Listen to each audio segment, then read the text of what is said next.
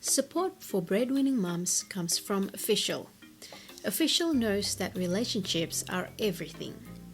That's why they've built a platform to help couples find and embrace the positive parts of their relationship and establish healthy habits.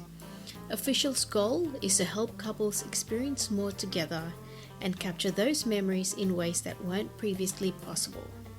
Go to getofficial.co or download Official from Google Play or App Store. Our listeners will benefit from 20% discount on merch and lifetime access within their store at whatdoibuyMyPartner.com with a special code BMUMS. That's BMUMS.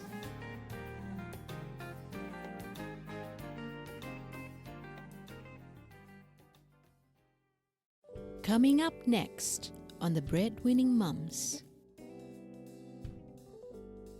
Don't be afraid to fail. We're so programmed like that we don't want to fail at anything. Sports, relationships, this and that. And it's like, man, that's where you grow. When we're younger, we're so often worried about, oh, I'm going to look dumb or somebody's going to be disappointed with me. And so most people play it safe just to avoid those experiences. And it's like, man, I don't want to be on my deathbed going coulda, shoulda, woulda. And I've learned as I've gotten older, that's like, what do you have to lose? Like, just try. If there are things you really want to pursue, even if this bombed, at least I know I tried and I gave it my best and I pushed this industry forward and I evolved and on that. It's not a total loss. There's a lot of good to come out of that.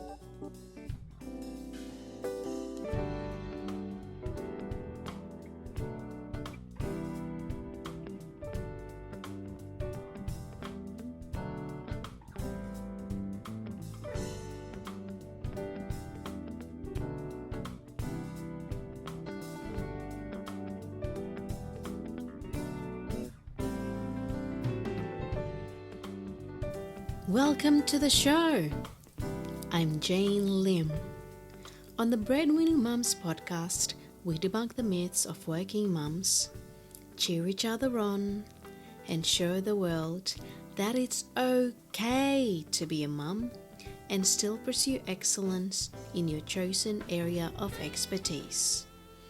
Today we're chatting with Christine Janssen, a fellow breadwinning mum with one teenage daughter. Christine is the founder and CEO of Edstutia.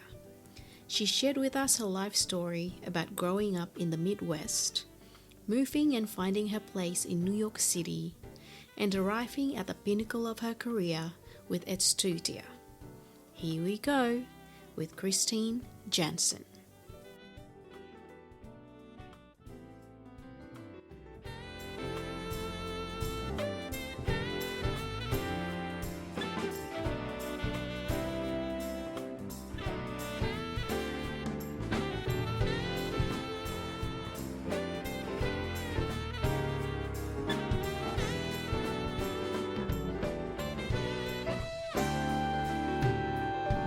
Hello, Christine.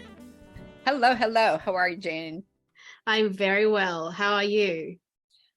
Good. Feeling spring in the air, so all is well. Yeah, that's good.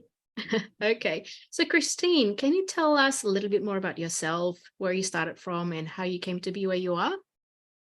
Oh, that's a loaded question, Jane. Okay. So, I am originally from the Midwest, and ironically, I've built a career around education and learning, but I didn't stay in step with when I graduated from high school. I didn't go to college right away. I didn't do what everybody else was doing, which is actually pretty telling about who I am, because I don't like to conform. But anyways, that's another story. But I have been living in New York City for almost 30 years. This is the one place that has kept me constantly entertained at the right energy level. And so I love being here. And so have had my last 25, 30 years of my career here in New York City. And actually, before I started my current company Edstutia, I was a business school professor for the last 12 years at Fordham University here in New York City. And prior to that, I had a variety of jobs in marketing and market research, but I consider myself almost, I was a professional student. I was always going back to school, working, ultimately got 3 degrees, largely while I was working at the same time, and which made it take, longer to get through. But I think like, oh my God, I really started my professional career, my real career, like in my early 40s, to be honest. So I'm like a lifelong learner, kind of a nerd at heart. And then after I finished my PhD, just being in the classroom is something that still made me super happy. I just happened to be on the other side. Being the teacher instead of the learner. Although boy, you learn just as much as when you're teaching as well. But anyway, so I've had kind of a weird, professional background, but all roads led me here to New York City and to fulfilling this career as a lifelong learner and really trying to change kind of traditional learning, teaching, training I've seen from, again, multiple angles, what some of the shortcomings are and how things could be better for learners, and whether that's, higher ed or adult learners. And so, yeah, everything's kind of led me into this point in my life. And I feel finally now, and I don't have to tell my age, but at this point in my life, I'm finally at the place that I think I always was supposed to be, or that everything led me to what I'm doing now. So this is kind of my, this is my career. This is what I'm finally launching at this late stage of my life. Not like You've I'm arrived. I've arrived. Yes. Yeah, exactly. I was just watching this cooking show on Netflix, and this chef, he was saying, he's a Michelin star chef, and he said, everything that you do in your 20s and 30s, you're only student, you're only learning. When you come to your 40s and 50s, then that's when you actually become a somebody who's making a real contribution to the world. Yeah, interesting. Yeah, well, and then you also have taken the time to become, if it's a subject matter expert or something, or knowing your craft really well, and understanding, who you're serving or what problems there are to solve. And that you're right. It takes time to figure that out and where you want to, your role in it. And I think all of us are, have that opportunity to address an issue, a problem, in the world. And yes, it's very rewarding to finally be at that point, I have to say. Yeah, that's awesome. So what brought you to New York?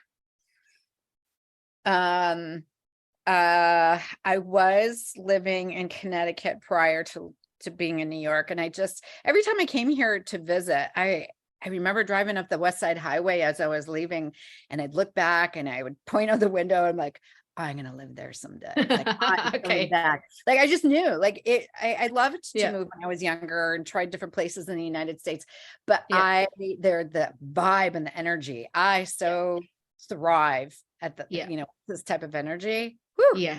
So, I knew I was going to live here eventually, and I just don't want to leave.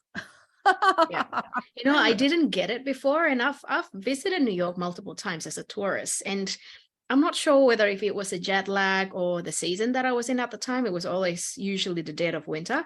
I didn't quite like New York as a tourist, but as someone who's currently a resident, I really appreciate that energy that you talk about, the diversity, the polar opposites of, the exact same thing. Like, for example, catching the subway, it's a salty olfactory system, but then you catch a subway at 9 o'clock in the morning and you hear someone playing guitar so beautifully, and you get to appreciate both sides of the same coin. So it's such a beautiful city. Okay, so it sounds like it's been like a lifelong goal for you to finally live here. What about academia life? You mentioned that you've had a wide range of experiences that led you here. What brought you to this space? Oh boy. Like I said, I was a late bloomer when it came to higher ed. To go into college. I didn't really know what I wanted to do, where to go, when I wanted to move. And like, I was just trying to figure myself out, which is always a good experiment in your 20s. But going back to what I said earlier, that I don't like to conform. I just didn't want to do what everybody else was doing. So I took some time to figure out who am I, where do I want to go? And then I finally realized, that I really enjoyed learning. And it's just so weird. I don't know. It's such a hodgepodge. I had, different jobs and stuff, just didn't find my place, but I always loved to be in the classroom. I loved going to the bookstore and smelling the books. Like it just like, nerd. But there's something that really drew me in. And so, again, I had random jobs here in New York City and marketing and stuff, but nothing was really fulfilling. And then I went and got my MBA, and that was like one of the best times of my life. Those 2.5 years. And this was pre 9/11 too. So the world was different, but I loved being in school. It was a high for me. It was a high. And so eventually I did, of course, go back and get my PhD after working for a little bit. That was a bucket list item for me. But again, being back in the classroom and being a student again, I think I really identify with being a student. And frankly, if there was another degree beyond a PhD, another level, I probably would go for that too. Yeah. I really don't have the time to do that, but I have thought about even getting an engineering degree. Yeah, really, like I love it. I want to know more, but there are other ways to learn without, without having to go into a program. Exactly. Yeah. So yeah, again, professional student for so long, and I didn't know exactly where my PhD was going to take me. I thought I would be more of a researcher and teach on the side, and it actually flipped. So I ended up spending more of my time in the classroom and not really doing research. And that's totally cool with me, because I really enjoyed being in the class with the students and having an impact on them. So a lot of academics, especially if you're tenure track, your job is to research, publish or perish, right? And I never went on the tenure track. It wasn't an option for me, and I'll spare you all the details, but I didn't really care. I love to be in the class, like I said, with students. And I think I could have much more impact with way more people by being in a classroom versus writing an article that nobody reads. So I just kind of made up my own gig. I was the director of entrepreneurship at Fordham University, and built out the whole program and hire people to teach in the program and just do things differently. I refuse to get textbooks or use textbooks and do exams and multiple choice tests with the Scantron and all that stuff. I just did everything differently. And I felt like I was often labeled as other, in quotes, while I was working in higher ed, but I didn't care. I liked it. I knew that what I was doing was right and best for the students.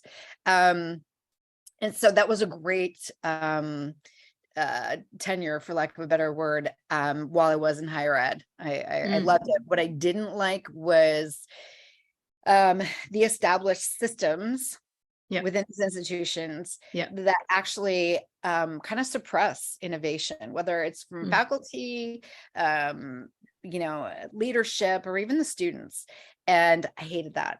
And so that actually led me to leaving and starting my own ed tech company. And I've got a lot of vision for what this company can be for different segments. But yeah, I left my nice cushy academic career to start this. So, but it's okay. It's like I said, it's everything that I've done and learned and built so far.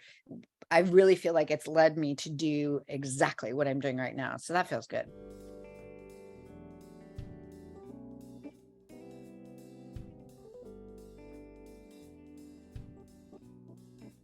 I was speaking to another professor earlier this year, Mats Oda. He's a professor from Lund University. And he was saying, I asked him a similar question. I asked him, why are you an academic? And he said, because he loves the idea of knowledge sharing that comes from being an academics. And he said, but he loves the idea, not the institution that comes with everything else that you've just described. And I can totally relate being a lifelong learner. I'm a nerd at heart as well. And I really, what you mentioned before, it's such a high. It really is such a high. So I'm currently studying the MBA, and it's probably been one of the most amazing few months ever. Just meeting amazing people, academics just like yourself, who are really not just talking the concepts, but actually walking the talk. here you are. So with you've been teaching entrepreneurship, and now you are doing entrepreneurship with Edstutia. Can you tell us a little bit more about your vision, what problem you're trying to solve, and how you're solving it? Absolutely. Gosh, I talk about this every day. So, okay. So I started working on Edstutia. Actually, the thing that pushed me over the edge was the pandemic. I've been kind of devouring anything I could get my hands on for years about the future of learning, the future of education, what it could be, should be. And of course, being inside the animal, I learned a lot about possibilities and what not to do. And so during the pandemic, just seeing how we all had to adjust to teaching online and seeing a lot of resistance, and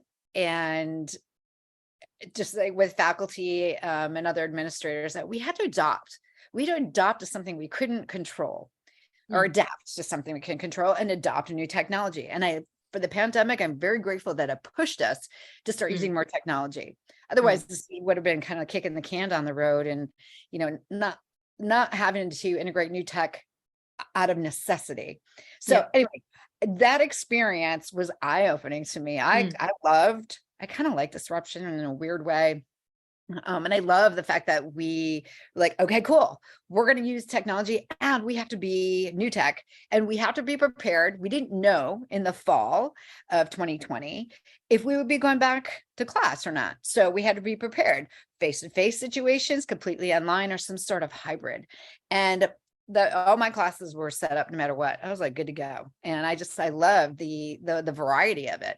But a lot of people don't think that way. And especially if, some older academics, I'm sorry, but if they've been there teaching a certain way for decades, it was very difficult to make that change. And I thought, man, at the end of the day, we have to do this for the students. It's like, you've got to get out of your comfort zone. And aren't you lifelong learners too? And don't you want to learn more about technology and the future of learning? And so anyway, that resistance that I saw and experienced just kind of blew my mind. I was like, oh my God. And so I started doing my own research for my own company, and kind of talking to people about, does this idea even have legs?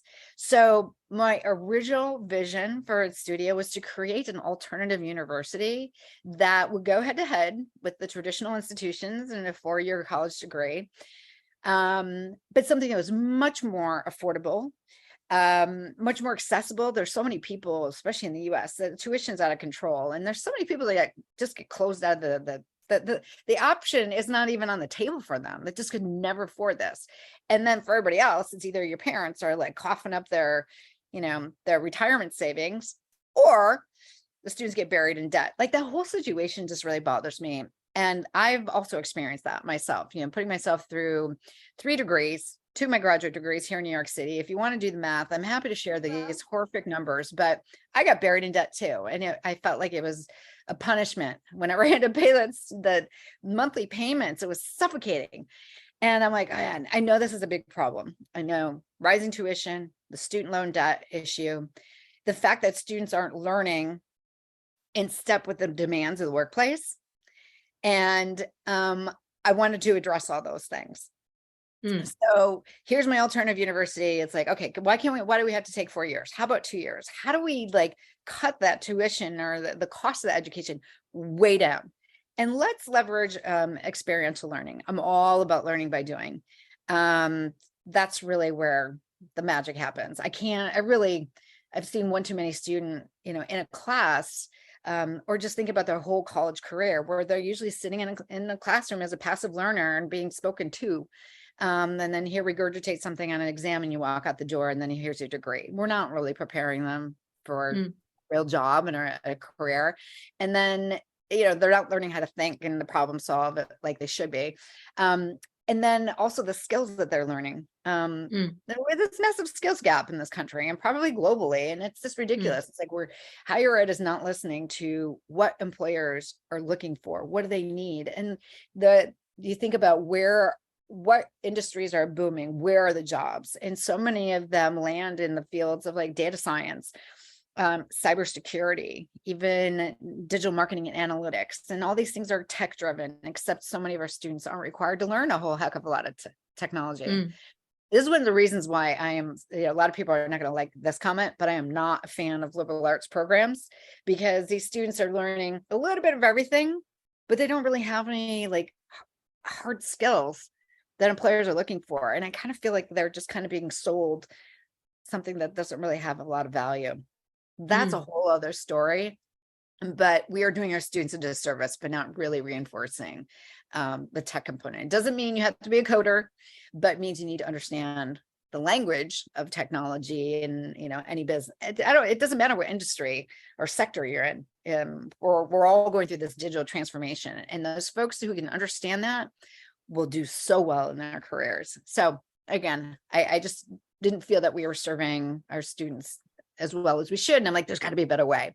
So all these things kind of led me to starting Edstutia. And I love to share this, this model that it was created by Edgar Dale, and it's called the cone of learning, or the cone of experience. And it's actually a pyramid shape, and it explains, about learner engagement and retention. So like at the very tippy top, it's like, okay, we remember about 5% of what we read. Well, think about that. And if that's one of our primary ways of teaching people, is like, I don't know. Below that, it's like, okay, we remember about 10% of what we hear, okay, or view, still passive learning. And at the very bottom is we remember 90% of what we actually do.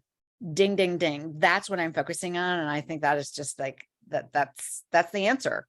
And so everything that I wanted to create for Edstutia was based on that learning by doing, that experiential learning, because, the engagement goes way up, and also, of course, the retention. I often use the example of swimming. It's like, you could read a million books about how to swim, but if you don't go in and do it yourself, how are you ever going to learn? And how are you ever going to know what it feels like to float, to go into the water, keep yourself moving, whatever, right? So that's kind of my little analogy. So the other component that was key to my original vision was just getting away from grades and teaching to the grade, teaching for tests. The students get so wrapped up. I know I got to get a 4.0, or I need an A. And a lot of times they can weasel their way through to get an A, but they really don't learn much. And then ultimately they come out with a piece of paper. They have a degree as that piece of paper, but they also, their resume is another piece of paper. And that doesn't really tell the whole story of who this person is and their capabilities and their skill set. It's so antiquated to me. Now, I know we have LinkedIn, and that's a step in the right direction. Absolutely. But I thought, let's get rid of all these things that just don't work. And then ultimately taking what the learners learn and be able to showcase it on like a digital portfolio that becomes like a living, breathing, dynamic. It's not even a document. It would be, in a digital file that has a unique URL that the learners could share with a potential employer. And in that way, there's no guessing. The students can actually put on there, this is what I created, this is what I built, this is what I learned, this is what I developed, and here's examples of it. So, you don't have to guess. Do you really know how to do X? Yes, I did it.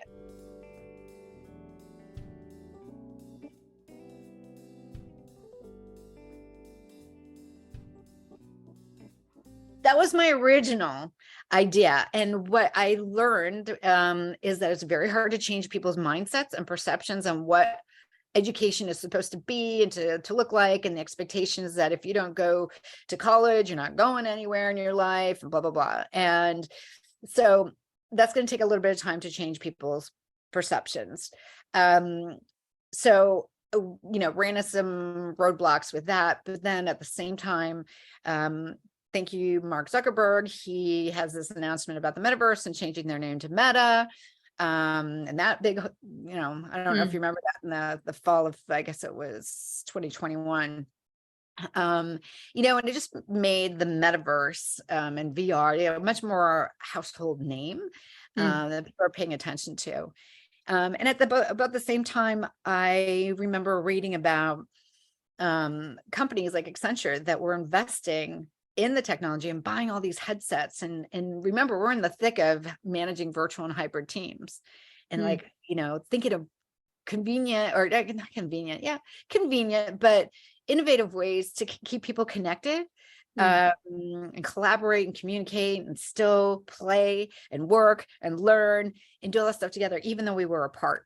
So then I'm like, wow, there's an opportunity here. So a lot of little signals happened in the fall of 2021 that then made us pivot. Not made us, we decided to pivot and focus more on enterprise clients. So focusing on our audience then became not traditional students, but corporate learning and development, HR, diversity, equity, inclusion departments, talent management, and onboarding. So anything that's like heavy people focused, where they're responsible for training, teaching, upskilling, collaboration, that sort of thing. So those are our target audiences now.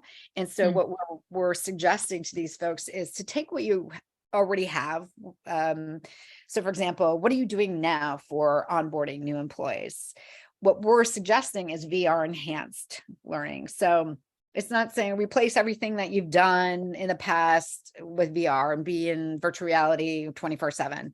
It's like, where does it make sense to give people a like kind of a psychologically safe environment for people to apply those skills, to practice, to make mistakes, to experiment, whatever, until they feel, either they build their confidence, they build their comfort level, they build their skills level. It could be giving critical feedback. It could be about negotiating. It could be on leadership skills.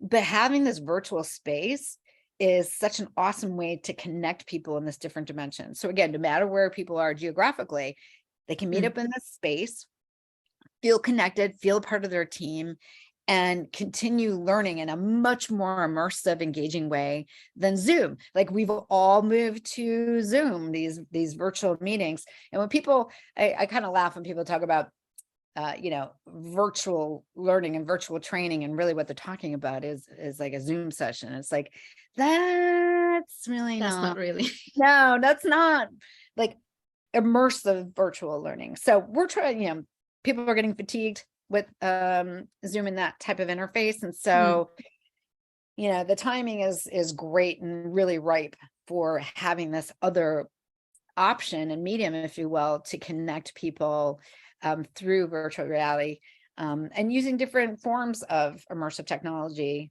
whether it's VR or augmented reality or mixed reality. So it's super exciting. And we know that the metaverse is behind us. It's happening, it's coming, and Web3. So we've got that wind under our wings. I know it's not a fad.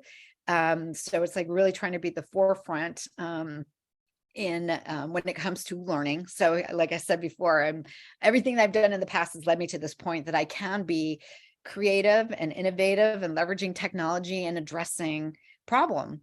There are multiple problems, but if we're going to focus on just with corporate, any type of upskilling, training, onboarding, it's like, all these things that just happened with the pandemic. And now that people are a little more dispersed, or maybe the company already was globally dispersed, it's like, wow, this is such an affordable, convenient alternative to really connect people. So, all roads led me to here. That was a long answer. Sorry. No, it's good to see you're very passionate, and obviously you've thought about it a whole lot, and it's evolved a lot as well ever since. So I'd like to go back to when you were still in Connecticut, I guess. Can you tell us what was the young Christine like? Did you always know that you were going to be a mom then? Oh my God, no.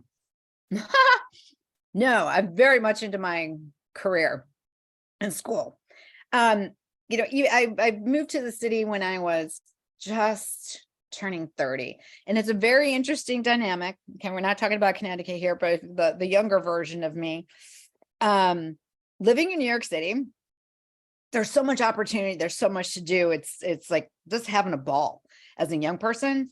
And it was kind of funny, but most of my girlfriends and I were so busy with our careers that we're starting to reach our late 30s, almost 40. And it's like, oh, we forgot to have kids and get married. I'm not kidding. It was so weird. But it's not like we had like sacrifice. We were having a ball. It's just a Mm. fun place to be. And there's just Mm. opportunity around every corner. Mm. And I always struggled. I wish I would say this. I wish I had two lives, one that I could just, go and, Yeah. do the mom thing, move out to the suburbs, Yeah. and then do the career thing. It's very hard, as you Yeah. know, and most working moms know, it is hard to do both. And God, I remember this conversation would come up again and again when I was working a regular corporate job, and the women were always like, so what's the golden answer? Like, how do you find work-life balance? We're all talking about it. And it's like, you know what? There is no, No, there is no they don't ultimate exist. answer. Mm. It's not. And it's like, you do your best with both. And that's where I think, women who are, really want to do 150% and raising their family and 150% of their career, realizing that they can't do that. And maybe it's 75% for your career and 75% with your family, which is not great, no matter how you slice and dice that. But I was very much into career and being, a student. I was really busting my rear, especially working on my doctorate. And it's like, I don't have time. I didn't even think about kids. I didn't have time to get married. Like, it wasn't on my radar. And eventually that changed when I was in my early 40s. And I have, I got married. I had one child. She's actually almost 13 at this point. But I've been a single mom for the last 9 years or so, which is another thing you don't really plan for. It's like talk about throwing some more fuel on the fire. Okay. So yes, being a single parent while building a career was certainly challenging. I mean, for a while there, I felt like I was a walking heart attack, and it was just like, and I've always thought about this too with single moms, and like, wow, how do you do it? And then all of a sudden I'm one, and people ask me, and I'm like, I don't know. You just do. You just do day after day, and you do your best. And there's no golden answer. So yeah. Can you tell us a little bit more about your daughter? What is she like? She's awesome. She's she's taller than me now, which is like embarrassing. Not that I'm not very tall. But she is in 7th grade, and she goes to school here in New York City. And she's turned into my sporty spice, and she's into basketball and softball and volleyball. And I love that about her, because for a while, life was all around TikTok and stuff. And I was like, oh my God, please go out and be active. So now I'm like super happy, because I'm a sporty one too. So she's totally into that. And we live here in New York City. We got a dog that we're passionate about, our dachshunds, little lowriders. And we just have our groove going on here. We've been a team, for the last 9 years, just the two of us. So it works. Yeah. That's awesome. She's a good kid. She's smart and she's funny. And if she's got a good sense of humor, I'm like, yay. Well, it's not hard to imagine where she got it from.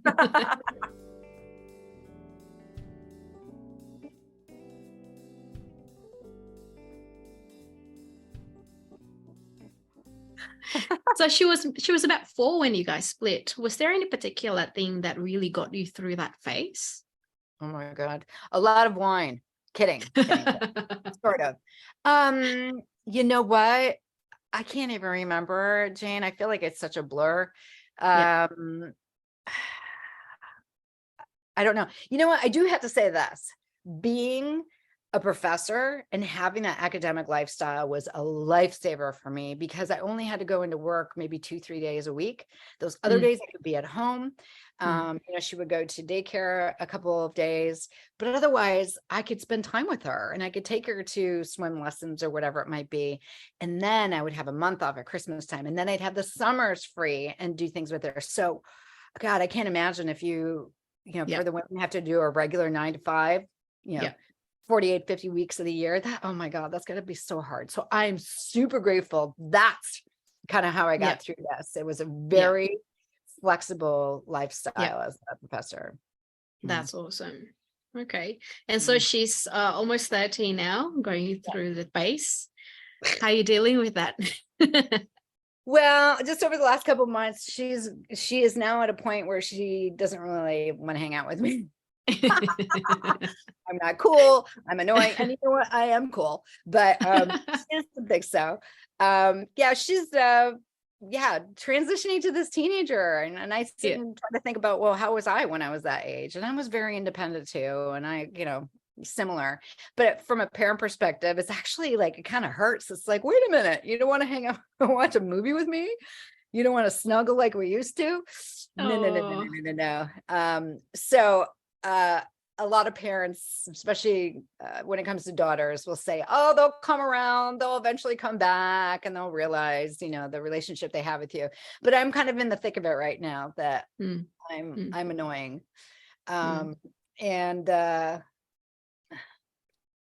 But so how do you deal with that? I just try to support. I don't know what the heck she's going through. I mean, like these teenagers, I'm shaking my finger. Even thinking about when you were a young girl, it's like, we grew up in a different time. And so a lot of the things that she's going through, I don't know. So it's about being there for her and supporting her, whatever it is. Cause middle school is hard, and teenagers can be so mean and whatever. So she just needs to know that I'm there to support her. And I'm her best friend when she wants to go shopping.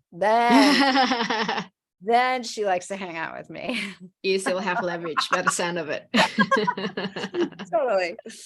Yeah. Okay. So now you're an entrepreneur and you have a family, you have a dog. How are you juggling everything that's going on in your life?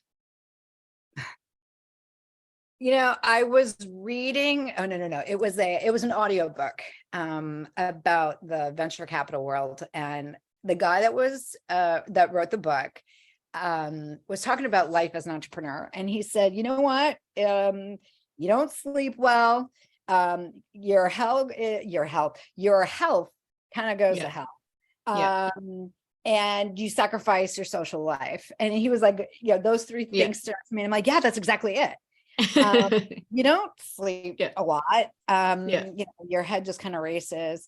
And I don't get to the gym like I would like to. I do feel like I sacrifice even time with my daughter because I'm working even on the weekends, like all the time. And absolutely, I hardly see my friends. But this is where I am right now, and I have to do this. I'm not going on vacations, and money's tight. It's just the nature of the game. But it's okay, because as exhausting as this is, at least I'm doing something that I love, and I'm carving out a new path. I would much rather be where I am now and exhausted than being at a job that it's mindless and I don't enjoy and being exhausted. So I remind myself of that. So I don't know. I just kind of I'm like going through I kind of feel like it's Groundhog Day every day. That movie. And I work from home too. So in my apartment in New York City. So I go from my bedroom to my desk, to the kitchen, back to my desk, back to the kitchen, back to my bedroom. And it's like, oh my God, every day is like, lose my marbles. So getting out to the gym is my saving grace, and actually do some great thinking when I'm at the gym. But I don't know, Jane, it's just, I do remind myself that this is a temporary phase. This isn't how the rest of my life is going to be. And I'm so willing to sacrifice these things right now for what's about to come. And I feel like it was the same thing when I went to get my PhD. It took me 7 years. I sacrificed so much and was broke and all that. But, it was for an ultimate goal. And nobody can ever take that away from me. I used to be big into marathons too. And it was like, talk about the sacrifice, hard training, and it engulfed my life for a couple of decades, but I loved it because it was so rewarding. And that ultimate goal, being able to complete that, not just the race, but it was this massive achievement. I'm very goal oriented. So the bigger the goal, the more the sacrifice, the more the rewarding.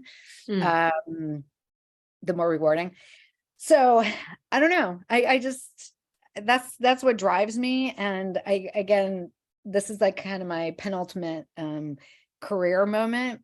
And I love it. It's a high. It is equally exhausting as it is exciting. And I think that high is what really gets me through. And to see all these small victories, whether it's like, first time we brought in some revenue, or adding another person onto our team and making progress with potential clients, raising money, all these things. And I've learned a ton. Okay, there's that nerdy part again. I've learned so much in the last 2.5 years. That is really fulfilling too. So we'll get there, Jane. I don't wish this time away, even as challenging as it is, and full of sacrifice and not a lot of sleep. This is the journey. I don't wish this away. It's almost like my daughter's phase right now. Even though it might be a kind of a crummy time, I don't wish it away, because this is part of the journey as being a mom, or part of her journey as being a teenager. And so it's okay. It's the story. So I don't know. I love it. And I would sit and think about, you have those days or moments. It's like, God, what am I doing? Is this the right thing? Can I do this? Whatever. And I don't really self-doubt myself, but you have those moments if you have a bad day. And then I thought, okay, if the whole thing fell through, what would I be doing? And I would go through the thought process, and I would come full circle and go, I'd be doing this. So keep going, because this is where my heart is. This is where the opportunity is. This is where my passion is. And it's just, it's like, keep going. And this is what separate, if entrepreneurship was that easy, everybody would be doing it. Yeah, it's super exciting. So I'm just going to say I'm living on fumes, and not necessarily. And see how long that lasts. I know. Another quote that I heard, I think it was from the same audio book. The guy was like, I don't know, I sleep like a baby every night, like as an entrepreneur. And it's like, why? You take a second to think about that. And he's like, yeah, I wake up every couple of hours crying. I'm like, that's perfect. Oh dear. So how many marathons have you run? 11. Wow. What was the toughest and why? Oh boy. My toughest one was Napa Valley. And that was my last marathon. And it was because I got injured in the very beginning. And I was like, that was the first time I actually had family come to watch me in a race. And it was just a disaster. I'm like, this isn't how it's supposed to work. I ended up in the first aid tent for a while. My time was just a disaster. But actually, this is a good story, because I was not going to give up. I walked, I limped, I'd stop when I needed to. First aid, I'd done something with my foot and my heel, and it's so dumb. I mean, this is like the second mile, and I had trained so hard. I was like, I'm going over this finish line no matter what. And I did. And it took me like 6 hours. By the time I got to the finish line, they had already taken down the finish banner. Like, everybody was gone. But I was like, damn it, I'm going to finish this. And I guess that just shows like the kind of person that I am. But I just had to finish that. But well, what happened? What happened on the second mile? I had some like heel spurs, and I had injured my ankle and my heel. This had been an issue that was brewing for months, and I didn't even realize it, but it just all came to a head on race day, which things like that can happen. You could prepare and have the best training season, and you never know what happens on race day. So it just sucked. It was just a horrible experience. But you finished. I did. I don't have the time to train like that anymore. So I'm kind of done with my marathon days, but.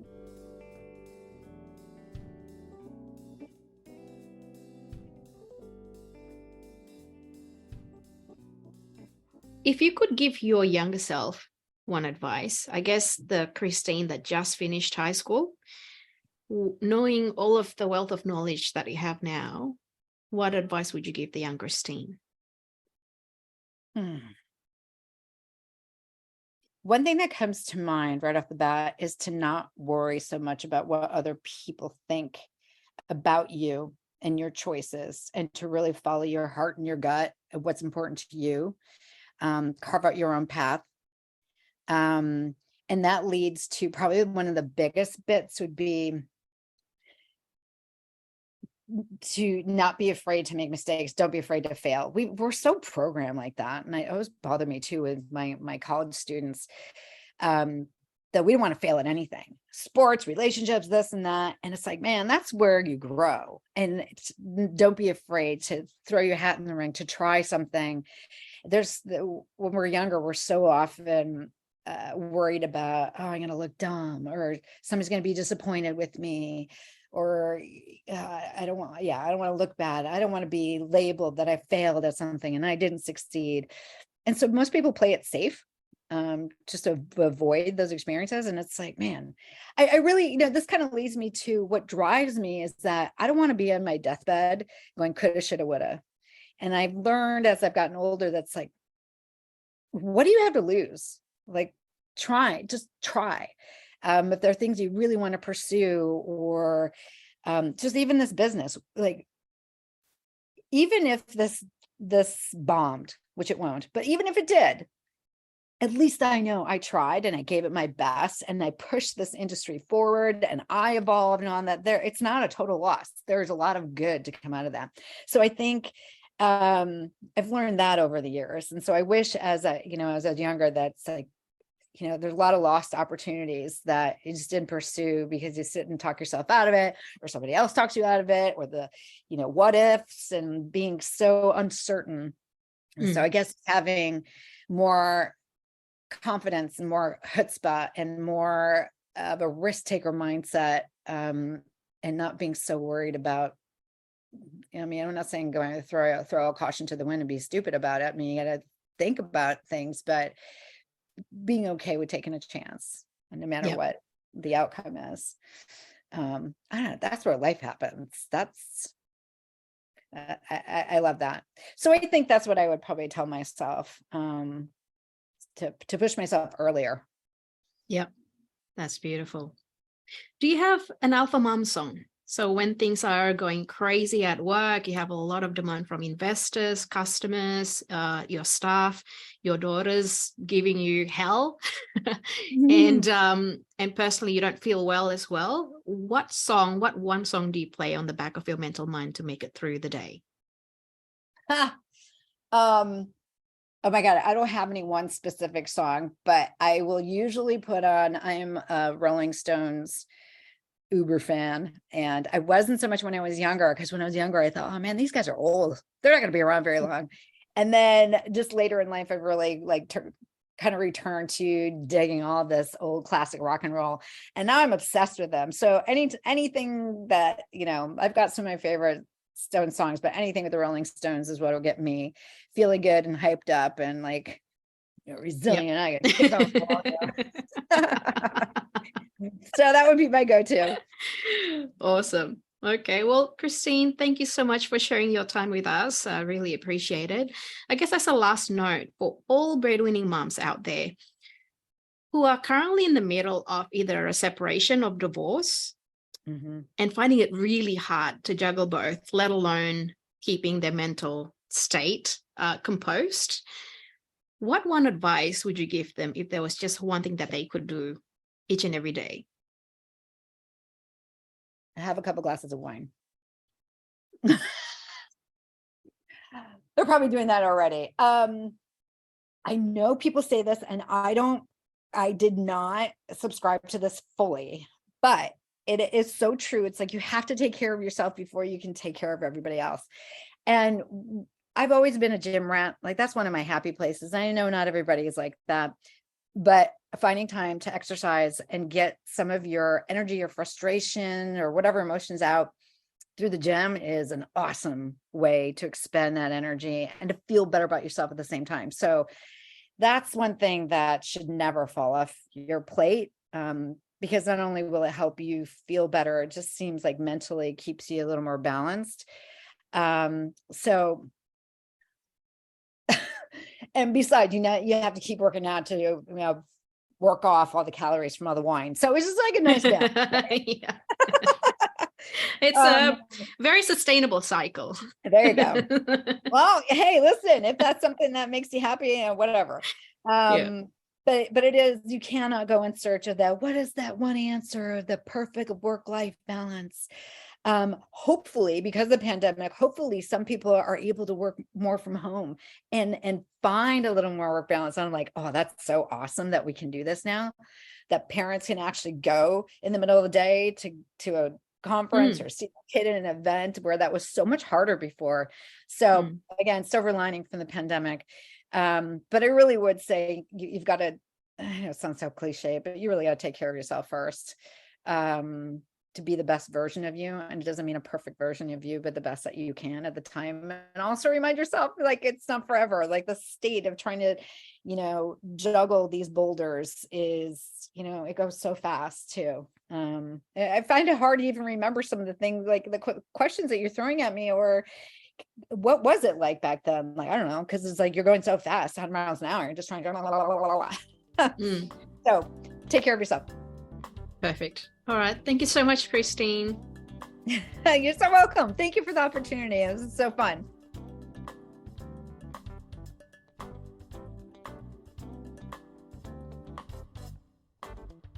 Thank you so much for listening to Breadwinning Mums. Please subscribe and leave us some feedback so we can continue to make the show better for you. If you know a fellow breadwinning mum, please share the show so we can cheer each other on. Until next time.